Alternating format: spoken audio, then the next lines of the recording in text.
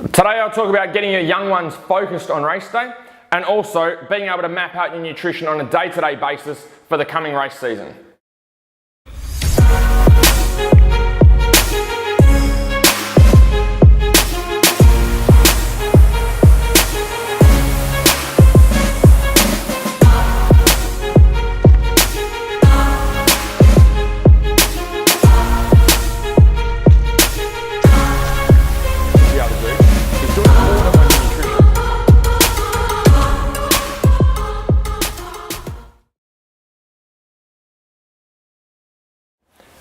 Hey guys, I am Andrew Hammer. Welcome to episode number 9.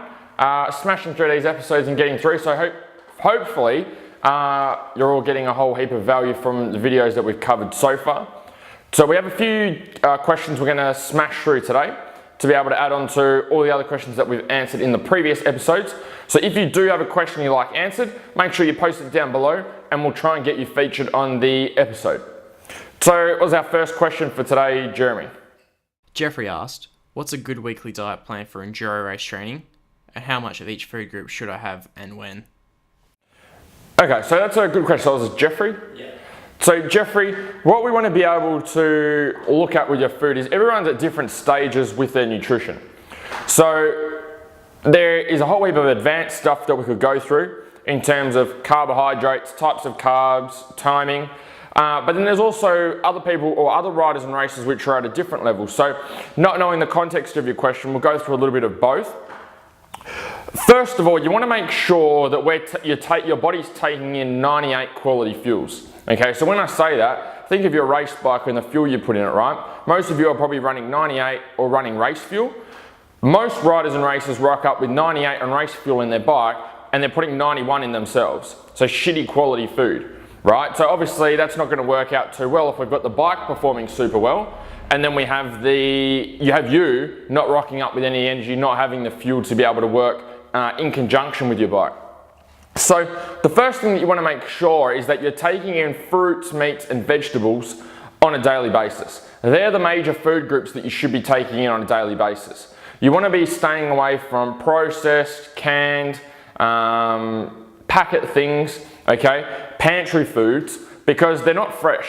Our body's designed to be able to have good quality produce, so fruits, meats, vegetables, in its purest forms. So if we're having fruit but it's coming from a can, or we're having vegetables and it's coming from a packet or a tin, or we're having meat but it's processed meats like salamis and things like that and hams, then we're not looking after our body. We've got a whole heap of preservatives, additives, chemicals, all the rest of it that goes into refining that product and getting it to where it is, which means that when we put it in our body, we don't actually maximize the amount of energy we get from it.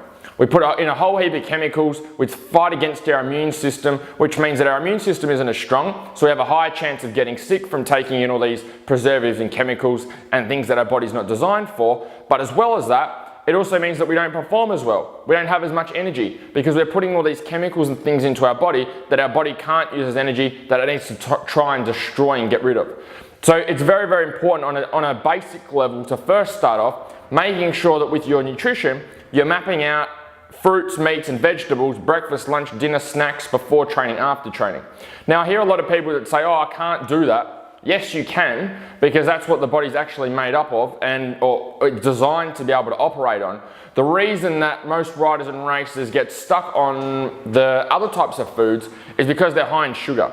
So a lot of companies use salt and sugar as a preservative because it helps to dehydrate the product, take moisture out of it, which means that it can last for a longer period of time. So that's all well and good for the supermarkets because they make a shit ton of money, but not so good for you because you're taking in a whole heap of sugar and salt without even actually knowing it.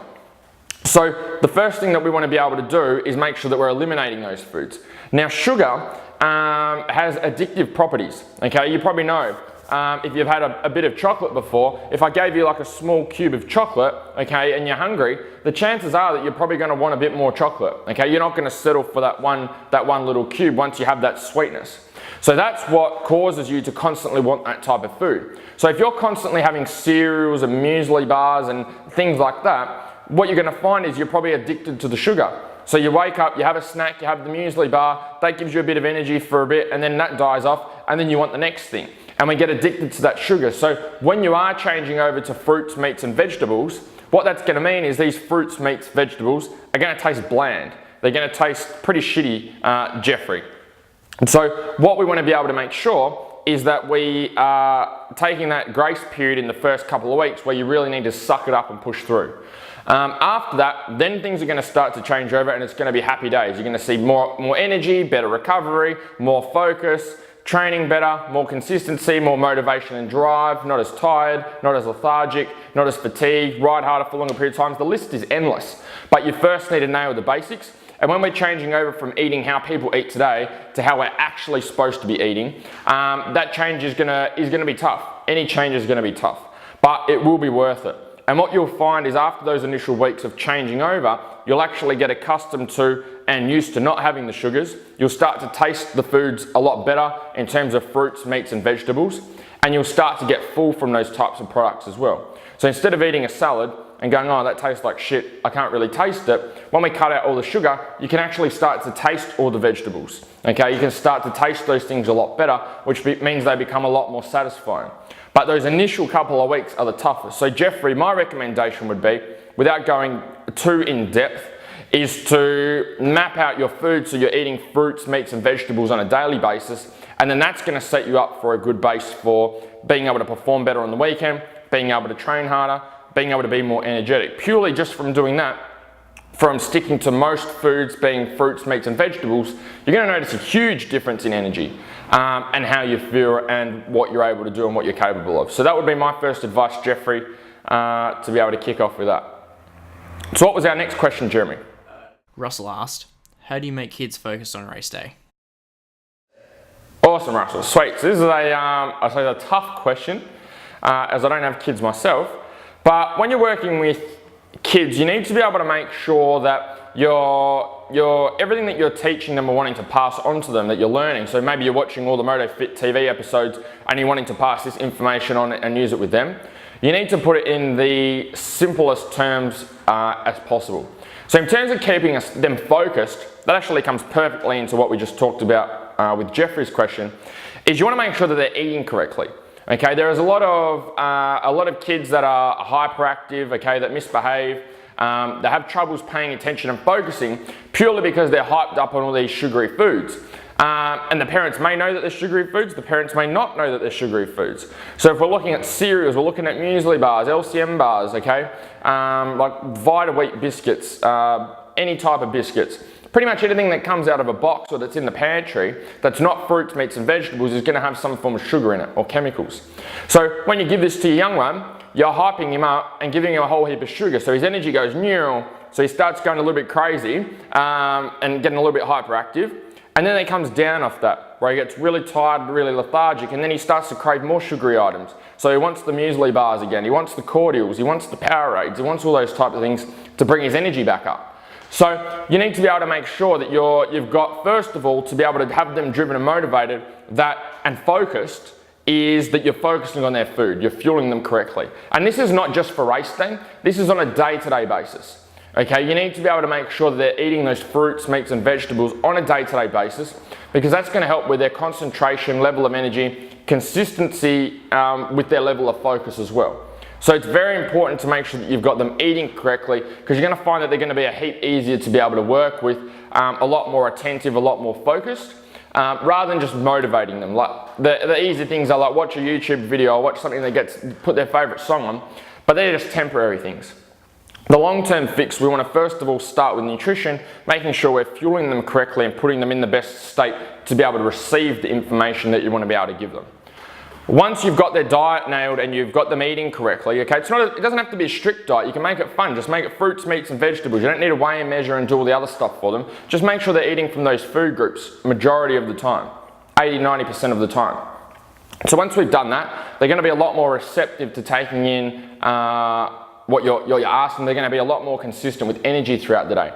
So you may find that on race day, maybe their energy is declining because they've got these constant sugar spikes throughout the day, from Powerades, from Red Bulls, from biscuits, from muesli bars, from whatever else. So they're finding it hard to concentrate.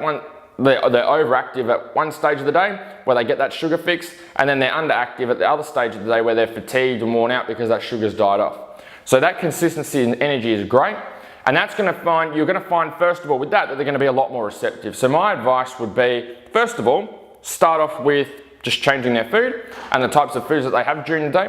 And then once you've done that, then being able to look more into the mindset side of things. But first of all, work on that nutrition, work on that consistency with energy, because you may find that actually clears up a lot of the problems first without even actually having to do anything else, just being able to work with the food. So that's it for today. That's our couple of questions. So the question of the day for today is, what do you feel is the one thing, we spend a lot of time in day-to-day life focusing on the things that we haven't done. What's the one thing you feel that you've achieved over the last week?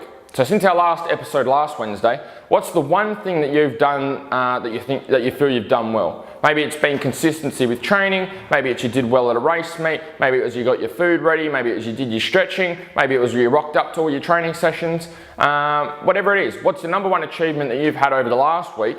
And I want you to post that in the comments below for me so I can have a look, and also so everyone else can have a look as well. So I hope you enjoyed today's episode, and look forward to seeing everyone next week. See you guys.